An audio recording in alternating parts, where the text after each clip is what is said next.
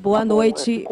Eu dei boa tarde, eu acho que já é boa noite. Você deve falar com a gente, doutor Nauê, de São Paulo, é isso? Eu falo de Brasília. De Brasília, né? Bom, nós estamos aqui com a audiência da Rádio Difusora do Amazonas e a gente quer entender os detalhes sobre esse licenciamento que foi concedido durante o governo Bolsonaro. Havia uma série de críticas já a respeito da forma como ele havia sido concedido, em função de uma série de questionamentos sobre falta de estudos, de impactos relacionados ao trecho do meio da BR-319. E agora, essa decisão que foi concedida a partir de uma ação do Observatório do Clima. Isso mesmo. Bom, primeiro de tudo, boa noite aos ouvintes. Que bom que a gente está tendo a oportunidade de conversar um pouco mais sobre esse tema. É importante, primeiro, deixar bem expresso que não significa que do dia para a noite o que já tem construído vai desaparecer, que está lá, inclusive sob a tutela dos órgãos responsáveis. O que ocorreu foi que agora estaria entrando em uma nova fase do licenciamento que foi acelerada no governo Bolsonaro. Antes, o IBAMA já tinha levantado uma série de senões a respeito desse avanço nesse licenciamento para esse trecho específico, para a pavimentação desse trecho. E isso trouxe consigo uma série de condicionantes, uma série de coisas de mérito administrativo que o órgão ambiental entendeu que precisariam ser cumpridos para que aí sim houvesse esse licenciamento. Só que durante o governo Bolsonaro acabou que esse processo ele seguiu sem que houvesse a observância dessas condicionantes e desses outros pontos muito sensíveis para que o meio ambiente naquela região fosse preservado. E o que ofertaram a título de suplantar essas condicionantes claramente se mostrou insuficiente. Tanto é que veio essa decisão da Justiça Federal. Então, hoje o que se tem é um processo de questionamento da forma como foi feito. Muito bem. E quais são os problemas específicos desse licenciamento que foi irregular, doutor? Por favor, você pode esclarecer para a gente? Por exemplo, não há qualquer tipo de governança ambiental na área. A gente sabe que quando se trata de um local asfaltado dentro de uma área densa de floresta, é preciso que exista um mecanismo de comando e controle, de governança, que vá afastar ou impedir ou mesmo agir contra, de forma ofensiva, criminosos ambientais. E outro tipo de crime também. A gente fala de um trecho longo, um trecho grande, e ali estava previsto, por exemplo, algumas guaritas e o cercamento da estrada. Então, se você cerca a estrada, por exemplo, de uma ponta a outra, como que as pessoas vão acessar essa rodovia, correto? Então, não traria nenhum tipo de benefício direto para aquelas comunidades ao redor, em tese. E ainda por cima não havia qualquer tipo de garantia dentro do que foi levado pela própria administração pública para dentro do processo, de que as forças de segurança poderiam agir de forma pronta e que haveria realmente a possibilidade de você ter um mecanismo de governança ali que impedisse ou viesse a tratar de forma efetiva de eventuais crimes que ocorressem naquela região. Muito bem. Só para esclarecer, a BR-319 parece algo muito complexo e é realmente muito complexo. Algumas vezes ela é tratada com uma simplicidade que me parece assim, muito desonesta e muito cruel com a população do estado do Amazonas, que acaba sendo levada a apoiá-la cegamente.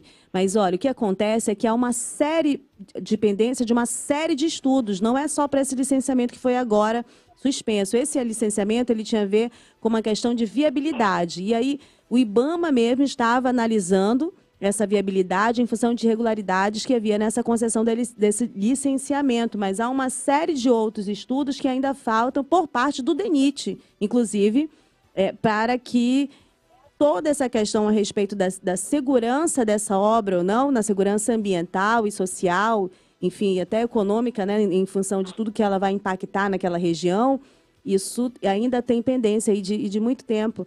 Inclusive com questionamentos de anos atrás, você deve lembrar, de problemas que foram apresentados até no contexto regional, de irregularidades, né, para essa obra. Então, tem uma série de questões aí muito históricas em relação a essa questão. Agora, eu queria que o senhor explicasse, essa decisão ela é estadual, evidentemente que ela cabe recurso. Qual é o contexto agora nesse sentido, doutor? Explique para a gente. E assim, pegando o gancho no que foi dito, é muito importante deixar isso expresso. É um debate complexo e o que se está fazendo são as perguntas certas.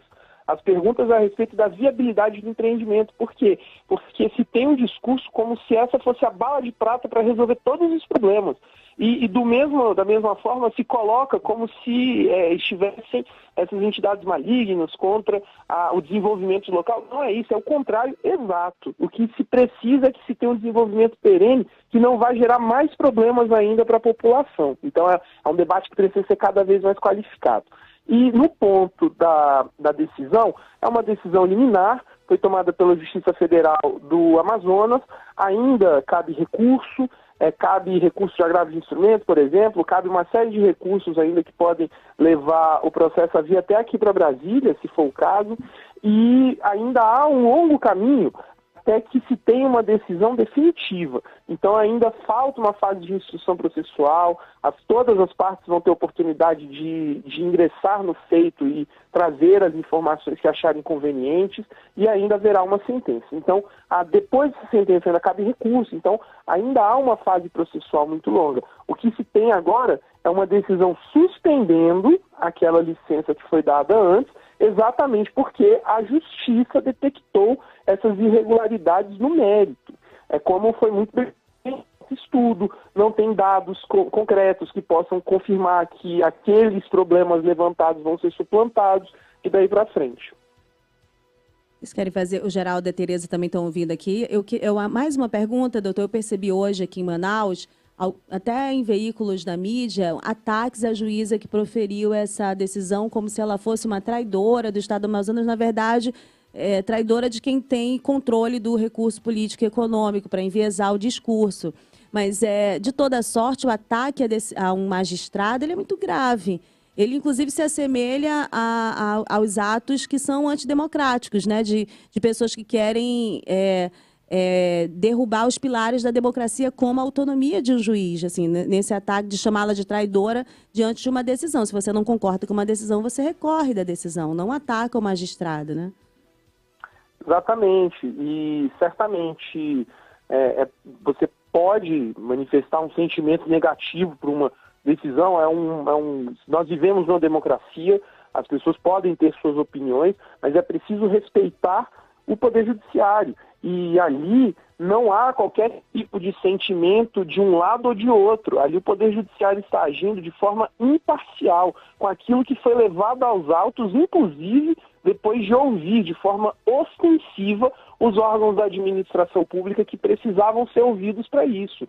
Então, aí o que se detectou foi um número tão alto de irregularidades que se viu a necessidade de suspender o processo, chamar as partes para fazer uma conciliação e tentar, e ainda a gente precisa colocar isso na mesa, a juiz ainda vai tentar fazer uma conciliação com as partes para ver se acha uma solução que seja efetiva para esse problema. Isso consta na decisão, no dispositivo da decisão. Então, não há que se falar em traição.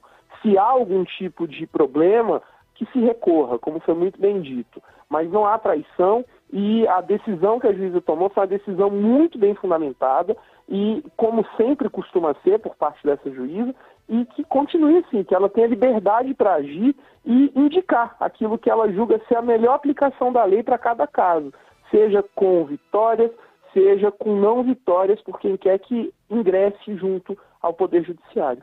Olha, eu penso até que é mais que isso, é traço de muita independência diante de tanta pressão que está em torno desse assunto na mídia, na força política e econômica desse Estado. É muita independência de uma juíza tomar uma decisão como essa. Preciso também colocar um ponto histórico. A BR-319 ela foi construída durante a ditadura militar. Ela é considerada por cientistas e socioambientalistas como uma das maiores ameaças de devastação na Amazônia por dar acesso ao interflúvio Purus-Madeira, que está em áreas florestais mais conservadas, né? Há uma série de estudos que indicam o efeito espinha de peixe, né? E em função de todo o contexto.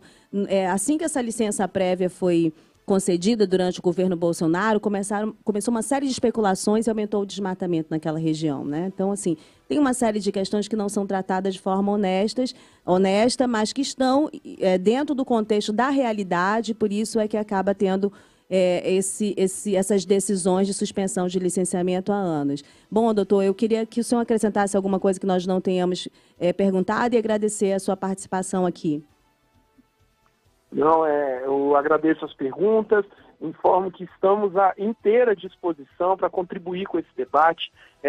O nosso objetivo não é atrapalhar quem quer que seja, o nosso objetivo sempre será trazer um debate qualificado perante as instâncias oficiais e perante a população também, porque